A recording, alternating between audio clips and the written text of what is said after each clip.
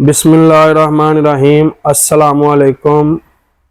आप पहले ये तस्वीर देखें और मेरी बात को गौर से सुनें।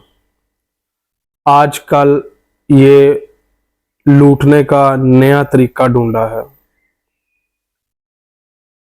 सड़क के किनारे पर इस तरह मोबाइल फेंक कर, असल में मोबाइल नहीं होता, सॉरी, मोबाइल का कवर होता है। कवर के अंदर लाइटर की लाइट जलाकर रखा होता है और सड़क के साथ ही नीचे बंदे बैठे होते हैं। कोई मोटरसाइकिल वाला, कोई गाड़ी वाला ये समझकर रुकता है कि यार मोबाइल पड़ा हुआ है किसी का, तो उठा लेता हूं।